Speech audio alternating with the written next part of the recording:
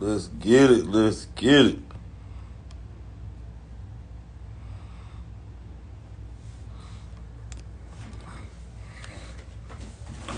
Let's get it. Let's get it.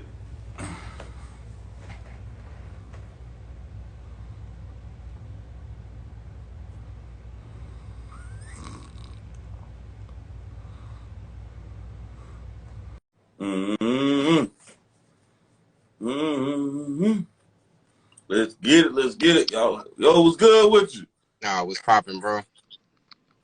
Hey, man. Pop, I'm chilling. I'm chilling, man. Appreciate you coming by on the podcast, dog. Hey, you already know I had to come and show face. Hey, man. You the first blue check right here, man. I wish I could see you something for this right now, man. You the first blue check to come on the pod, though, man. I like to make history, bro. So this just adds another notch on my belt. Facts, facts. So tell everybody your name, know where you from, where you from and shit. So I go by Vigilante. My government is Remarcus, more known in the acting world for Remarcus, in the music world for Vigilante. Born in Flint, Michigan, raised in Ben Harbor, Michigan.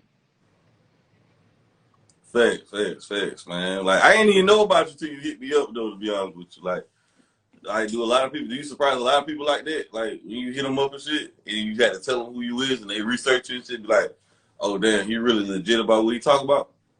It'd be a mixture of both. But when people don't know, it lets me know that the marketing strategy that I've had for the past like 5 years has been working. Facts, facts. And you're very wealthy though. You said very wealthy, by the way. Like Very wealthy. yeah, very rich though. Very Who rich, said by the way. who said that? You know what I'm saying? You told me that off camera. Though. You're a very rich guy, though, man. I don't For remember people who ever don't know saying that. that. I don't remember ever saying that. Right. I feel. So let's get to it, though, man. What's your thoughts on rappers living what's in their rhymes, man? Like, I think you said posted that you said you remember when rap was rap. What's your thoughts on rappers, man? They try to live what's in their rhymes and live by the code. You feel like how you feel about that? I feel like it's just more of a business transaction than it is an actual skill set thing nowadays. So, you know, the industry, and honestly, it may have always been like this, but I just never knew until I got in myself. So Mm-hmm. I can kind of blame my naiveness and also my just lack of knowledge as a whole on not knowing that there may have always been better rappers in the underground than the mainstream, always, but we just always got spoon fed what we got fed. So I can't really say that it's a new thing, an old thing. I just know that regardless of if we got spoon fed back in the day, there was a lot more talent that went with the spoon feeding and a lot more substance with the music, and it just kind of got watered down over the years. And then the more PC that everybody became, it became more of a, well, it doesn't suck, it may just not be for you, or Mm-hmm. well, it's not bad, you just don't understand what he's going through and shit like that. And people just started to try to do everything they can to curve it and water it down.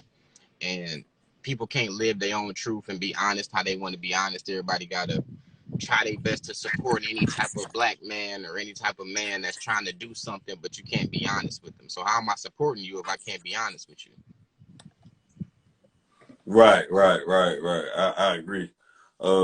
But don't you feel like it's basically like a strategy?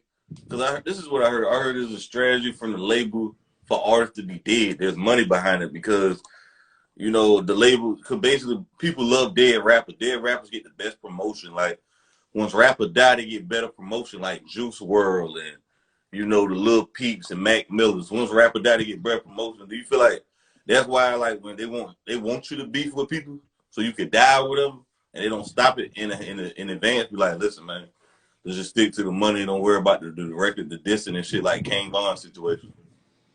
I don't know if I would necessarily say that it's a goal, but I can say that they don't have as much emotional tie to it as the hood or as a person's family.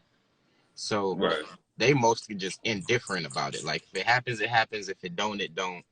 We gonna sell regardless, and we may sell more if push come to shove. But I can't necessarily say that it's an agenda, but I can say that but I can't say that it's not at the same time. It's like one of them things.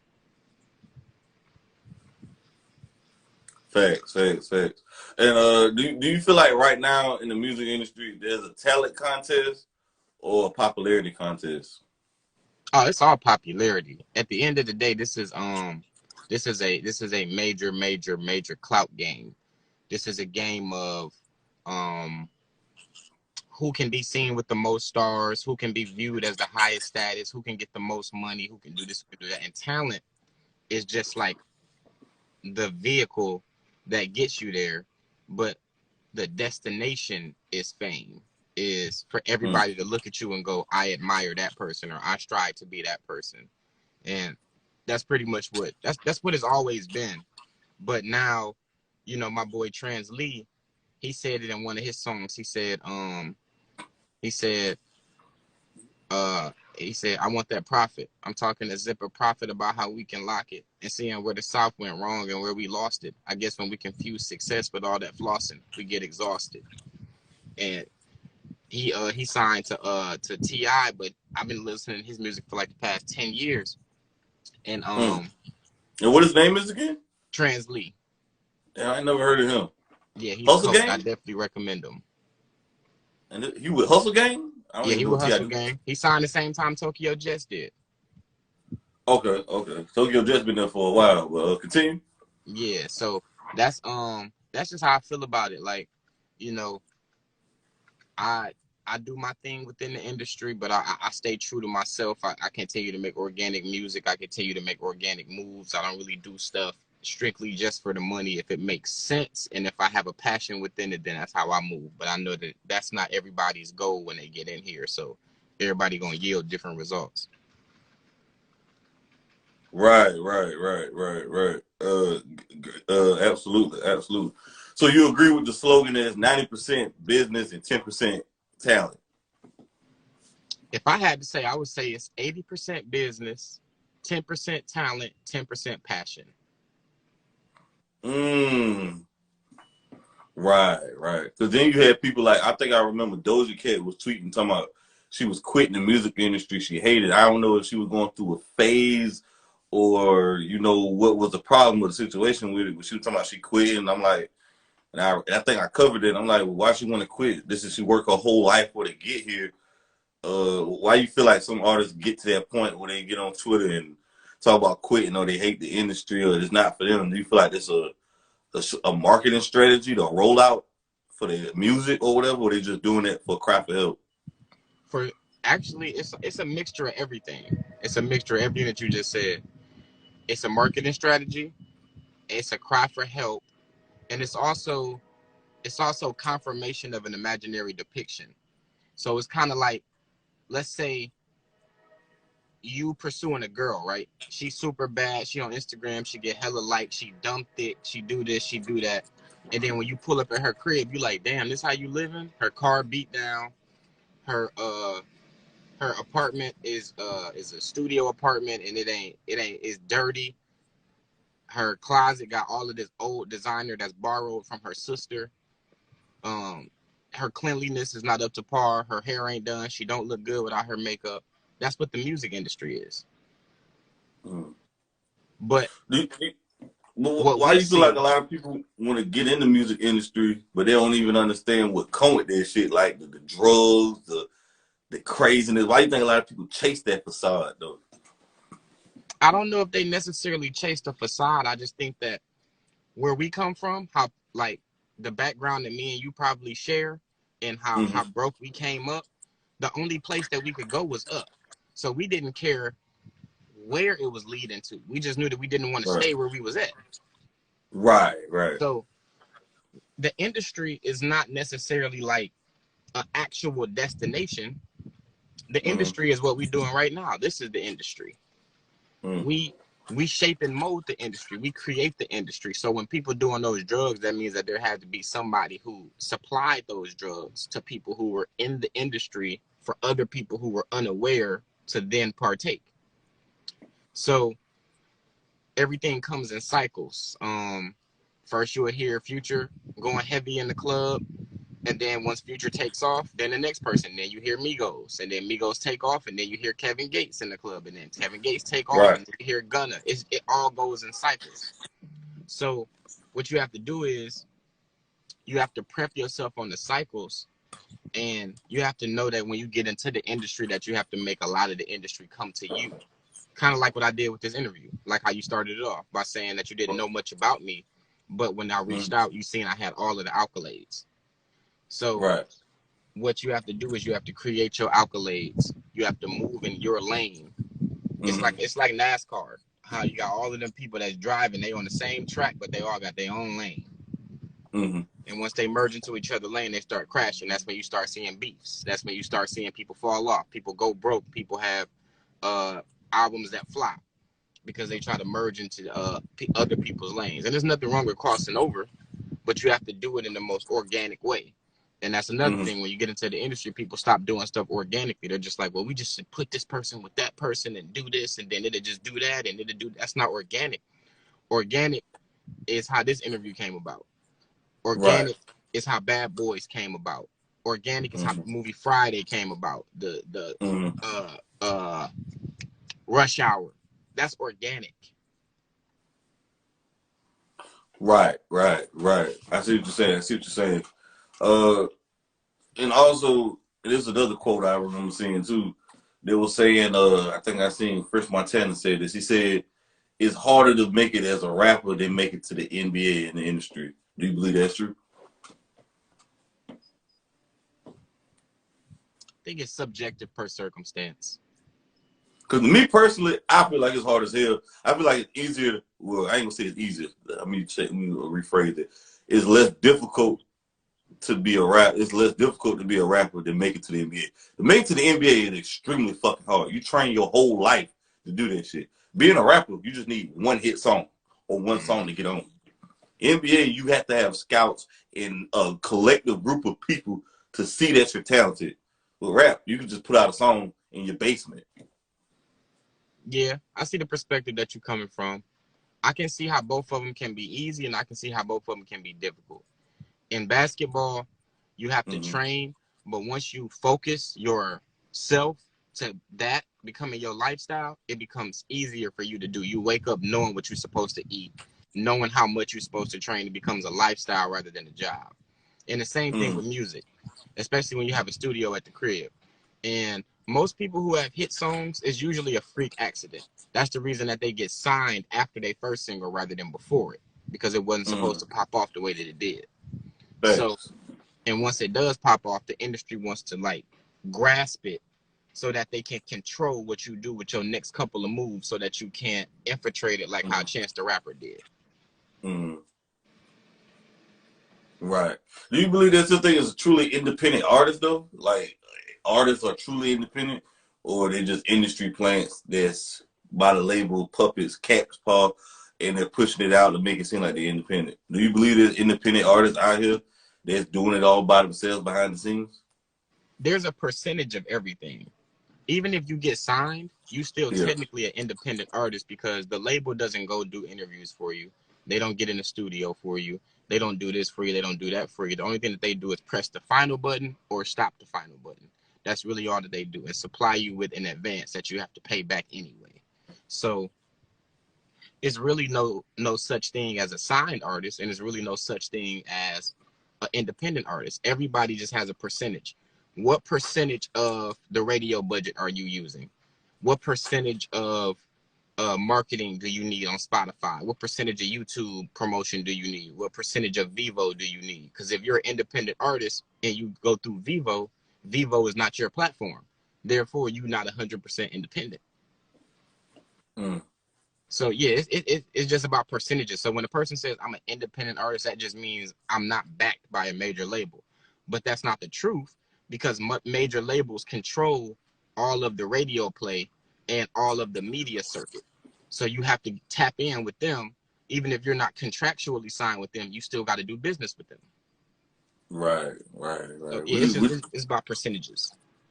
Right. And it's kind of funny that every artist usually when they go through some shit, they always tell people don't get signed, but don't get signed, don't get signed, don't get signed. Would you recommend artists to get signed? Because they say once you get signed, it's so hard to put out music and for the label to that's cleared and sign it or whatever to sign off on it.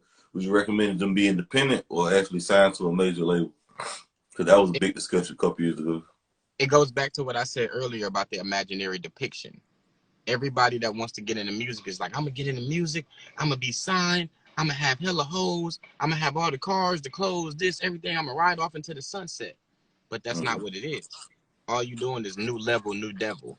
So now you have an album to turn in. You have clearances, you have samples, you have producers to work with, you have media tours, you have regular tour, you have this, you have new management, you have PR reps, you have social media, you have all of that.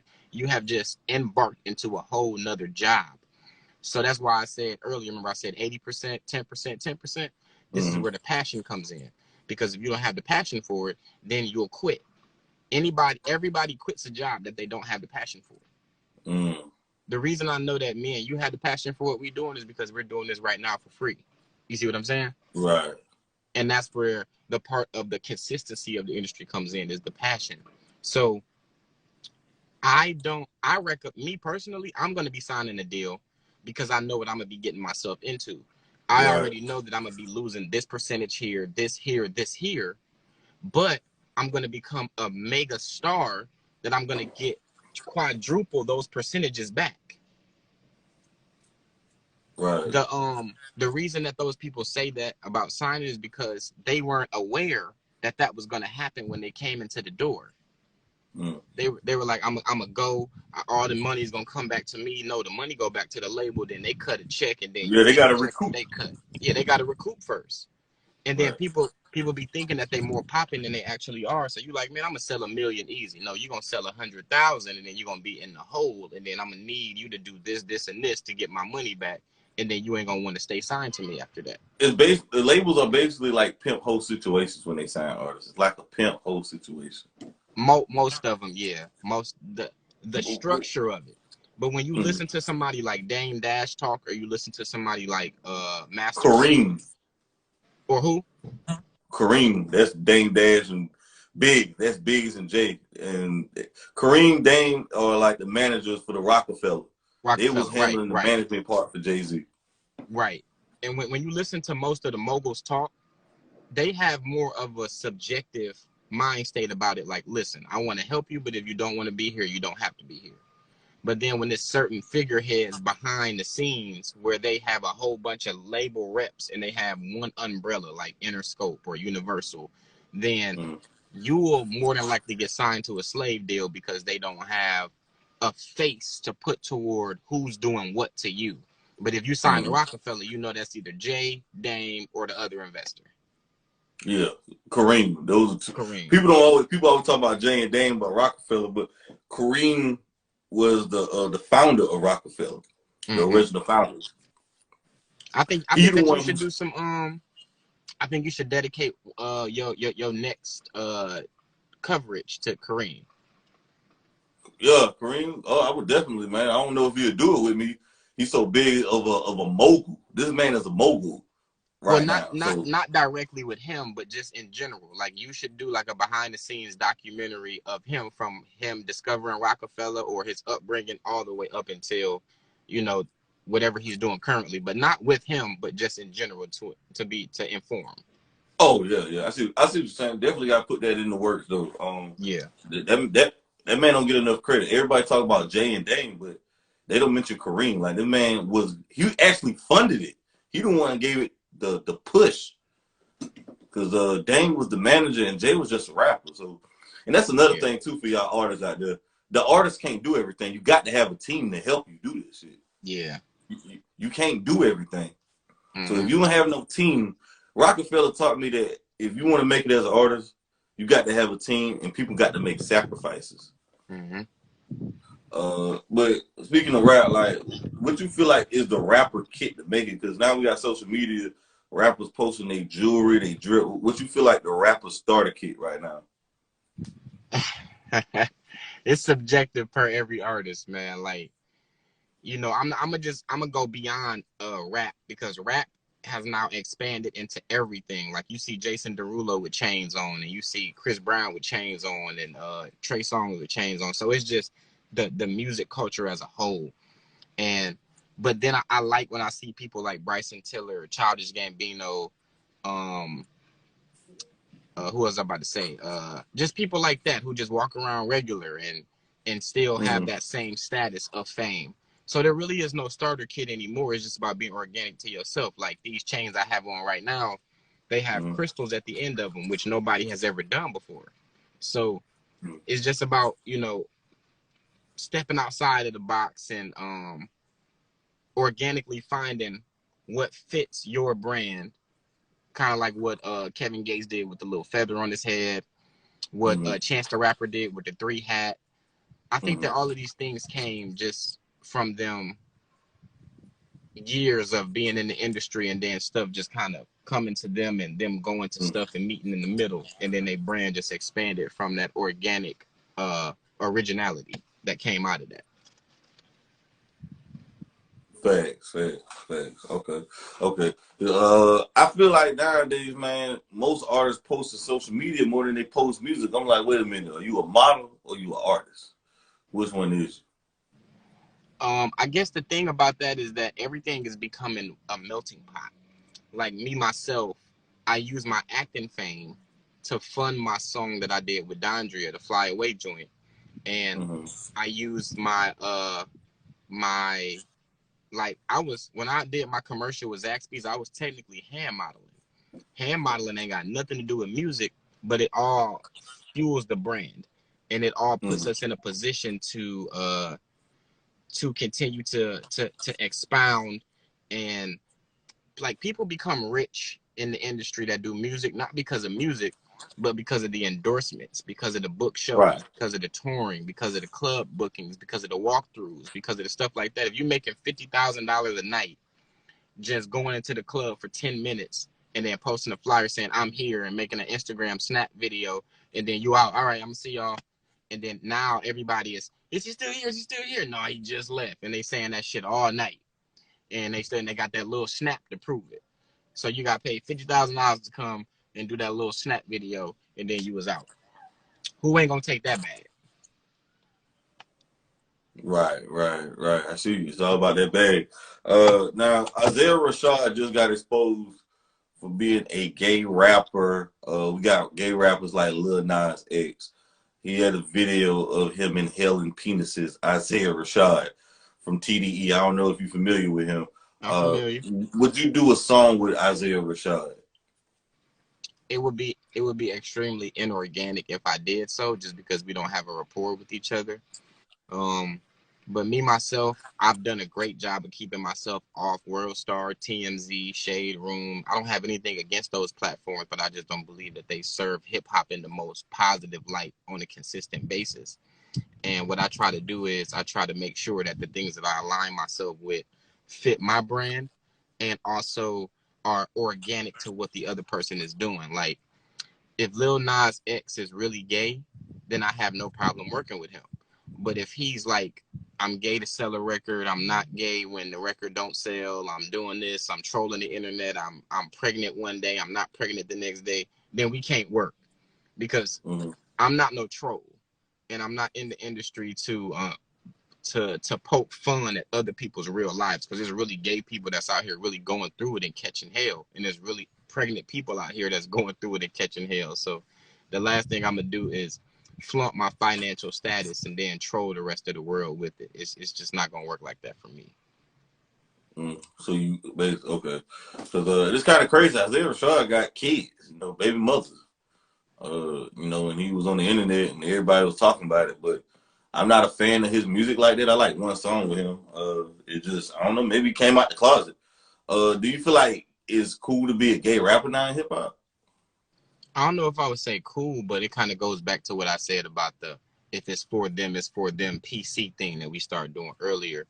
And I Right. think that like out loud, nobody is gonna say what they really feel, but on the inside, motherfuckers is really like, man, we saw the difference between the reception that Old Town Road got and the music that he put out after that, once all of that other stuff came out, so hip hop is definitely a homophobic place, and I don't necessarily feel like that's a bad thing. I feel like that it's a custom thing to how whatever a person's moral beliefs are. Everything in the world is politics, and the music industry involves a lot of politics. So when you weren't gay, there was a certain fan base that you didn't have, and then when you turned gay or came out gay, then there was a certain fan base that you gained with it, but you also gained a lot of ridicule from the straight community. So it's just like you got to take and give whatever it is that you want to be. That's why being organic to yourself is easy, because you don't care about something that doesn't support what you are going to live anyway, unless you're not really living it. Then that's when it becomes an issue. Right. And then we're gonna talk about this right here, right quick. The YNW Melly case. A lot of artists. It's kind of funny because I feel like hip hop is about hypocrisy too. They're talking about free YNW Melly. He killed 2 or 3 of his friends and drove around with dead bodies, but yet they're talking about free him. But they're talking about 6ix9ine snitching. I was like, wait a minute. And then they say they want justice too about when the cops kill us or whatever, Black Lives Matter. It's kind of like a little bit of hypocrisy. What's your thoughts on those rappers talking about free Melly? Because that's been a case that's been going on for years. I don't know if you paying attention to it, but they're talking about free Melly, but yet they're talking about justice for other things. And those are the same people who talk about, going to court systems and trying to get black people off doing time. But yet they want YNW Melly free. How you feel about that? It's funny because 2 weeks ago my friend invited me to a brunch, and this brunch was actually a Republican brunch, and I had never been to a Republican brunch before, and we had very interesting conversation there. And there was a lady, Amanda McGee, who ran for office in Georgia not too long ago, and I had a private meeting with her a couple of days later, and she wants to give the police more money so that she can feel more protected. And then I asked her, so what about all of the occurrences of African Americans falling victim to the hands of police? How do you feel about that? And she said, I feel like the average weekend in Chicago has more killings in one weekend than police have killed African Americans in a year. And I said, even though that's an insensitive statement to those who have fallen victim, it's still an accurate statement statistic wise. So we have to be well rounded around the board. If Vigilante does anything to Jay Reed, we need that same energy if Jay Reed was to fall victim to a police officer. And we need that same energy all around the board to never change and to never shift. So it's one of them things where it's a pick and choose thing. When people like you, or when people don't feel that what you did is as bad, or if you become profitable for somebody, then they're willing to look the other way, so that they can have the gain for themselves. But once it don't matter to them, or once they don't see the situation as lenient as they do at a certain point in time, oh, it's over with for you. We saw that happen with OJ. We saw that happen with Bill Cosby. We saw that happen with R. Kelly. Like it's so many different occurrences where it's like, okay, we want to give you a slap on the wrist, but because this and this happened, we can't. So now this got to happen. You see what I'm saying? Do you believe he's guilty? Who, R. Kelly? YNW Melly. Well, to be honest, I haven't really been following up with his case. So the only thing that I can say about that is that whatever justice will be considered in that situation, I hope that that's served. Whatever justice is in that situation. If he's innocent, go free. If he's guilty, whatever the penalty is. So, and hopefully his penalty won't split him from his fans, and they can continue to support him, and he can come out and flourish just like Bobby Shmurda. Right. Bobby came home and shot innocent people, and he came home a hero. The whole GS9, his rest of the partners got over 300-400 years. They got 40, 80, 60, 70-year football numbers, but that's a totally different story. What's your thoughts on people when they say they sell their soul for the industry? How you feel about that? What's your thoughts on that? Niggas be like, I ain't gonna never sell my soul. Niggas selling their soul. How you feel about that? It's different versions of that. And I give you an example. I was on the set of P Valley and we were filming. And for those who are not familiar with P Valley, it's a show about strippers. And so I'm on set. I'm talking to like 4 or 5 strippers. We kicking it. We eating lunch. We go back to filming, and 3 of the 5 girls, they say, "Yo, I'll give you another $500 if this next scene you take your top off." Them 3 girls said, "Whoop," took their top right off. And one of the girls was like, "Listen, I don't want to do it." And they pulled her to the side. They offered her more money, and she had her top off. And in the next scene, they said, "Okay, we want to pick 2 girls that had their bottoms off too." All the girls was like, "Nah, we're not gonna do top and bottom. I show the titties, but I ain't showing nothing else."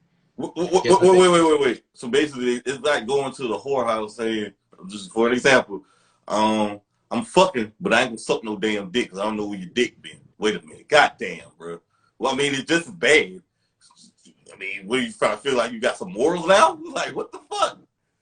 I'm gonna fuck you, but I ain't gonna suck your dick, goddamn it. What? Something like that. Something like that. I think that what it is that a lot of opportunity is not offered every day for certain people, and then certain people have different moral lines that are made of a straw house instead of a brick house.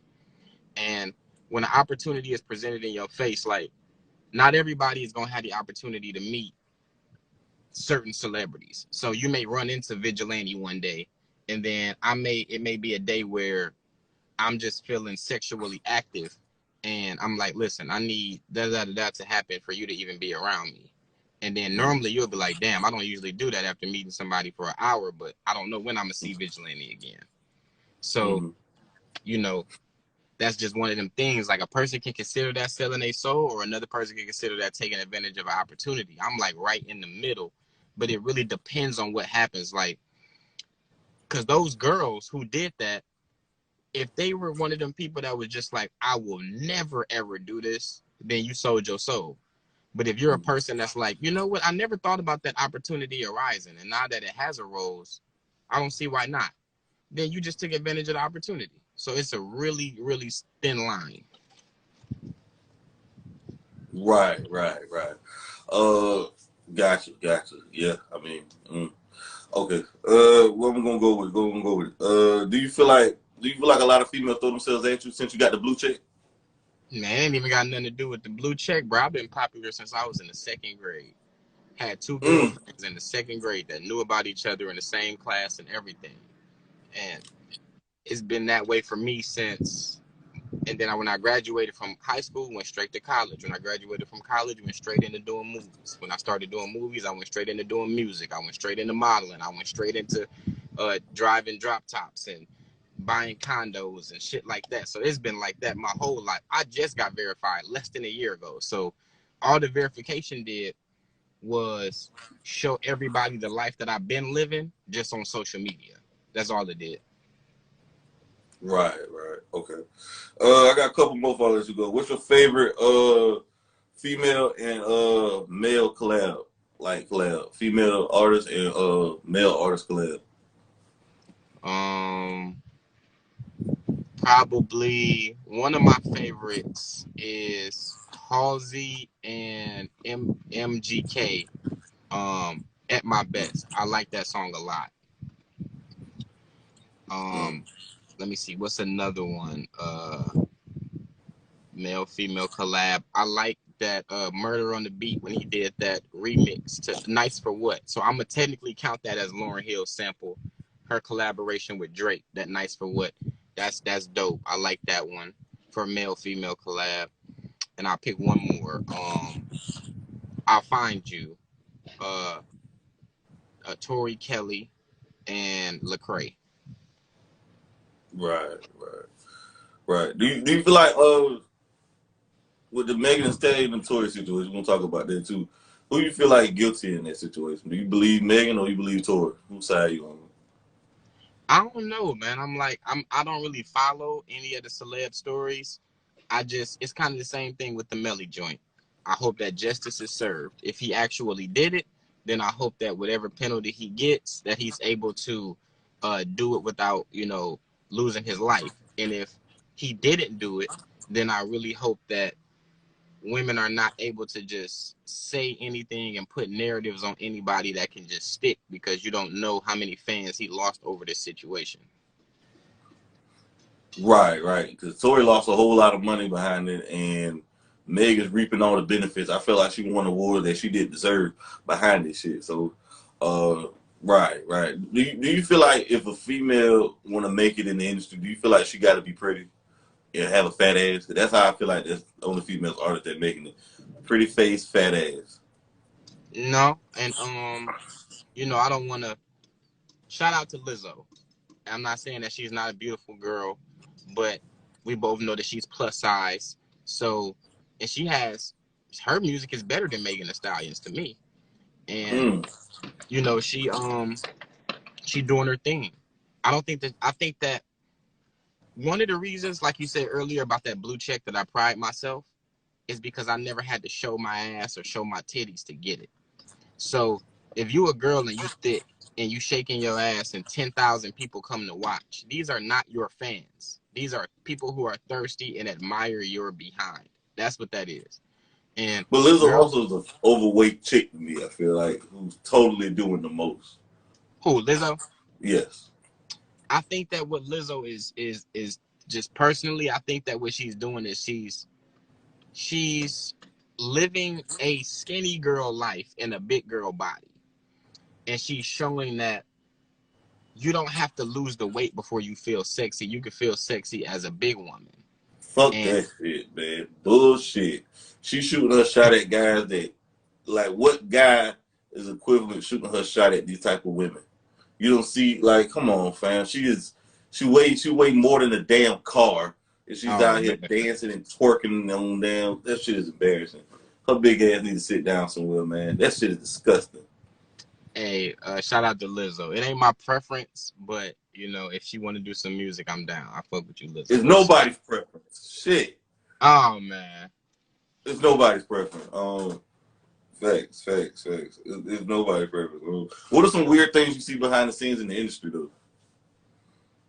just kind of like what we were saying before. Like, I remember I had a friend who was trying to get on one of some R&B tours a few years ago, and her plan was to go in the room and bring another girl and them smash all of the dudes who are in the room so that they can earn the spot on the tour instead of just using her talent.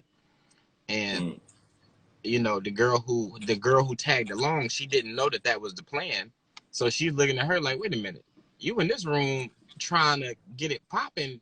It's 8 niggas in here and it's just me and you. And it's like, shit like that happens all the time. And with me, I don't partake. If a girl is like too willing to throw it at me and I know that it's like an opportunity type of thing, I'm good. I done had my fair share of vagina. I done been in poly relationships. I done already done that shit. So ain't no type of vagina gonna impress me or make me feel like that it's worth it for me to risk anything going on when they just gonna scream that Me Too shit at the end of the day. Right, right. You got the Me Too movement going on. Niggas just can't be risking their livelihood for a piece of ass, bro. For a Just, piece of just ain't ass. worth Yeah. it. Nah, hell How nah. you shoot your how you shoot your shot and fly out girls then, How I shoot my shot at, and what's the last part? and fly out females? I don't fly out no women, bro. The only girls that I talk to are girls who are capable of flying their motherfucking selves out. Because you have to have Mm, something to lose in order for me to even want to fuck with you. If I gotta fly you out, we're already starting this relationship or this friendship or whatever the fuck it is wrong, because I'm setting the precedent that I'm willing to go into my pocket for you because I feel like that your vagina is that valuable, and I don't. And I don't want to mm, lie and tell you that. But if you are willing to come to me in Atlanta, or I'm willing to go out to you wherever you are, then we're mm, setting the tone already that it's a partnership, and that we respect each other 50-50 on that level, to want to engage with each other that bad. And then good energy is going to flourish from that. So when I shoot my shot at people, it's not even really like on some yo, this is me, you should fuck with me because I got this, I do that. Because what you want to do is, and I'm gonna give some homies some free game that's watching this. For all my fellas that's watching this. This is how you pick up a woman. For those who don't know, this is how to pick up a woman one-on-one. Women want to be in relationships. They want to be sexually active. They want to have new men come into their life and bring new energy into their life. You never have to talk your way into the vagina. You just have to not talk your way out of it. Bro, I've been preaching that for the longest. There's nothing I can say to get a woman to like me or fuck me. If she don't want to fuck me, she just don't want to fuck me. There's nothing I can do or say.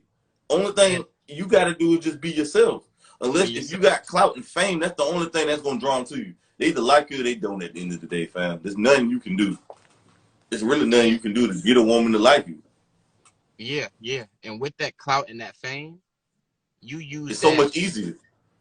You use that as your draw four in Uno. You don't just put down no draw four. You have that draw four in your hand, and then you just play the rest of your hand. Go around the person. Women are more impressed by you when you move with humility. So, like, if I'm kicking it with Jay Reed, and we got 2 girls or 3 girls with us, and then his homegirl, like, yo, Jay, who is that dude? Oh, that's Vigilante. How do you know him? Well, he he was in this movie right here. I love that movie. That was him? Yeah. Now my clout has went up. I didn't even do anything. I didn't say anything. I didn't have to persuade her. I didn't put no game on her. I didn't do none of that. So then when I come back around her and I'm just talking to her like, yeah, hey, my name is Marcus. Wait a minute. He just gave me his real name. Wow, he's a really humble guy. Well, so what are you doing today? Oh, I'm just chilling today. I ain't really got nothing to do until probably like tomorrow.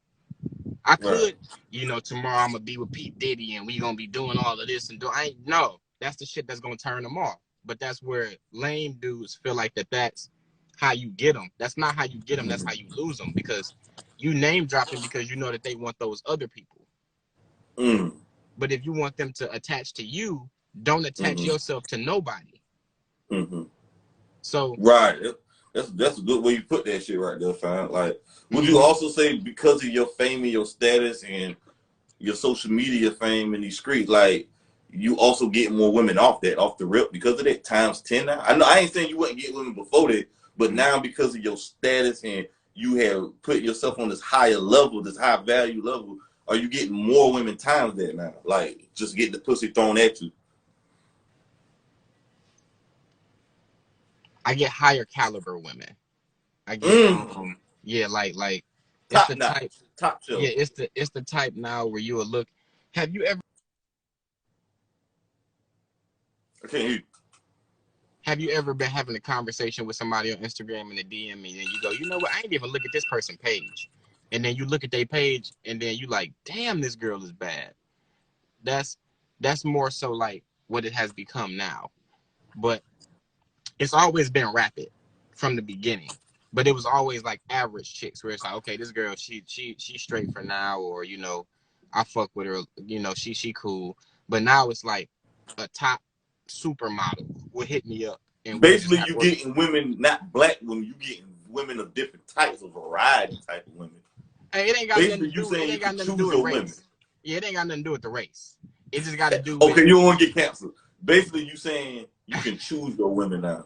You can choose the baddies now. You can choose your women. And I understand, because if I had your level of success and fame, I'd be choosing my women differently. But we're in 2 different types of spectrums and different lifestyles. I got to get what I can get. You can, when you got money and clout and status, you can choose your women. It's like the pick of the litter. I'm going to be honest with you, bro. Back in the day, let's say 100 girls came at me back in the day. I would take 90 of them.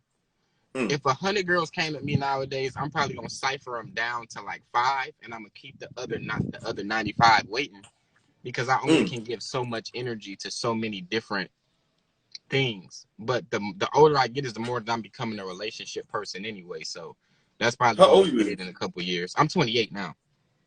Okay. And how long have you been famous? I mean, technically, I've never really even considered myself to be famous. So I'm gonna ask you, based off of what you saw on my page, what accolade did I have that made you feel like I was famous? To be honest with you, though, I guess all the people you had seen in that blue check, that would make me know something. That blue check says it all right there. They verified. Because when females see a blue check in their DMs, they go batshit crazy, fam. So I guess I've been famous for a year then. I guess I'll say that. I mean, social media famous. I mean, you probably was famous behind the scenes, but nowadays you could be famous behind the scenes and making money, but a female will be like, who this guy? But you show up a blue check. The blue check guy could have not as much money as the guy who really famous and really rich, who not as really rich. But they'll take the guy who fucking famous than the guy who rich. That's ridiculous. Yeah, that's a fact. So this is the last one. Would you rather have? Like, do you feel like money buys happiness? Does money really give you the true meaning of life, out of money? Well, the true meaning of life is not really happiness, it's joy. Money can buy happiness all day. Money cannot buy joy. And tell everybody what joy is, because a lot of people say joy and happiness are the same. Give everybody the distinctiveness between the two. Between the two. So I'm going to ask everybody to forgive my ignorance in advance, because I'm not going to give you guys the Webster Dictionary definition, but I'm going to give y'all my personal analysis between the difference, the distinction. To me, happiness is on the surface. You can see a car and be like, yo, that car is dope. I would be happy to have it. I would love to have it. You can see a girl and be like, I would love to have that. Money can get you all of that stuff. Money can get you access into the club. It can get you, the drip. It can do all of that. But joy is when you love what you do. When you love what you do. When you love the person that you with. When you done had that same car for 3-4 years and you ain't had to get no repairs on it. You're joyful to drive that car. You are joyful to live the life that you live every single day. If you have a kid brings, I don't have any children, but I see how much joy a child brings them. So that's to me the difference between joy and happiness. And money can put you in position to the pursuit of happiness, but it can never put you in a position to the pursuit of joy. You have to have joy within, and then you have to, that joy has to then manifest itself in order for you to be able to share that joy with other people. Facts, man. I like how you put that. Hey, man, I appreciate you. I don't want to take no more of your time up. Do you got any questions or anything for me, Vigilante, before I let you go, man? I appreciate you stopping by, big homie. No questions, but I appreciate you taking the time to do this, and I definitely got a lot of different things that me and you are going to be doing moving forward to boost the platform and to to take content creation to the next level. Hey, man, like you said, man, this is our passion. Not my passion, right? So even though I ain't getting paid, I just love what I do, man. I love this shit because it eventually gonna pay off further down the line. You see what I'm saying? That's a fact. Hey, man, much love to you. I appreciate you, man. Black B.O.B. support black business you just did. So, hey, much love to you, big homie. For sure. Everybody be on the lookout for my Vlad TV interview dropping within the next 2 or 3 days on my YouTube channel, Vigilante Visuals. I may put it on Vivo, Vigilante Vivo. Y'all make sure y'all subscribe to this YouTube channel right here. Make sure y'all follow my boy Jay Reed. Make sure y'all follow me as well, Vigilantelom. We're going to work on getting my boy Reed his blue check so that he can start smashing all of the girls that I don't want to smash no more. And hell yeah, send them my way. I can knock them down, knock them on down, man. I'll take them, big homie. That's what I'm gonna do. I might even end up tossing Angel his way. It depends. I don't know. We'll see. You already know, bro. We'll see if send she them likes right it or not. Knock them down like dominoes, big homie. You know what I'm saying? I don't play with a big dog. Nah, I feel you. I appreciate you, bro. I appreciate you, man. You stay safe, man. Stay dangerous out here, man. We out here. Oh yeah, for sure. We working. I'm gonna holler at y'all. We out. Peace.